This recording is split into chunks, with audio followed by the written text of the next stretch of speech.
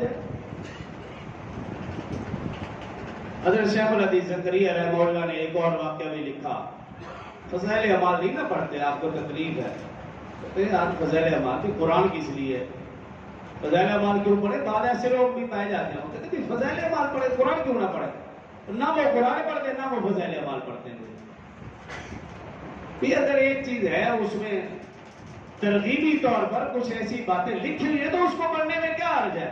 حضرت شیخ الحدیث زکریا رحمہ اللہ نے یہ بھی واقعہ لکھا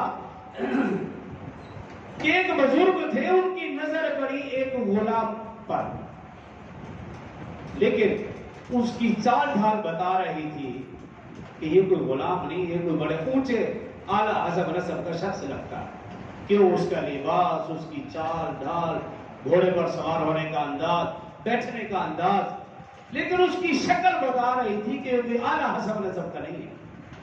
چال ڈھال تو بتا رہی. تو انہوں نے پوچھ لیا ابھی کون ہے تم؟ آپ نہیں جانتے؟ کہا نہیں. کہا میں فلاں بادشاہ کا غلام ہوں. تو بزرگ سمجھ گئے اچھا ہے تو غلام لیکن بادشاہ کا نسبت ہے.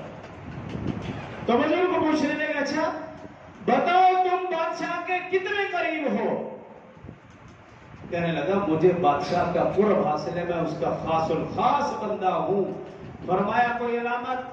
کہا جب بادشاہ تنہا ہوتا ہے میں اس کا مونس و غمخوار بنتا ہوں، جب بادشاہ کو بھوک لگتی ہے کھانا کھلاتا ہوں، جب اسے پیاس لگتی ہے پانی پلاتا ہوں، جب وہ سو جاتا ہے اس کی حفاظت کرتا ہوں. پوچھا پھر؟ کہا بادشاہ اس کے بدلے میں میری طرف دن میں 3 دفعہ نظریں خاص کرتا. بزرگ کو پوچھنے لگا اچھا بتاؤ جب تو بے پرواہی کرتا ہے؟ کہا پھر وہ مجھے مارتا ہے. کہا جب تو غلطی کرتا ہے؟ کہا پھر وہ مجھے سزا دیتا ہے. کہا پھر تو قابل فخر نہیں، تجھ سے زیادہ میں قابل فخر ہوں. سن میرا بھی ایک آقا اور مولا ہے، میں بھی اس کے قریب ہوں. فرمایا کیسے؟ کہا میں اتنا قریب ہوں جب میں تنہا ہوتا ہوں میں اس کو اپنے قریب پاتا ہوں، جب مجھے بھوک لگتی ہے وہ مجھے کھانا کھلاتا ہے، جب پیاس لگتی ہے وہ مجھے پانی پلاتا ہے، جب میں سو جاتا ہوں وہ میری حفاظت کرتا ہے، اور اگر میں غلطی کروں وہ مجھے بخش دیتا ہے، اور وہ دن میں 360 مرتبہ میری طرف نظریں گرم کرتا ہے. غلام نے کہا وہ کون؟ کہا وہ میرا آقا اور اللہ.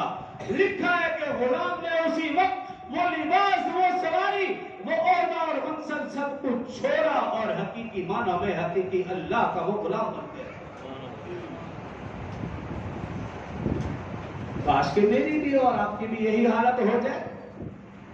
یہ دنیا کی غلامی چھوڑ کر ہم حقیقی معنوں میں اللہ کے غلام بن جائیں، اس کے بندے بن جائیں، تو سمجھ لیجئے سب کچھ ہمیں حاصل ہو گیا. دنیا کی ہر چیز حاصل ہوگی، پھر ہمیں رزق کی پریشانی نہ ہوگی. کسی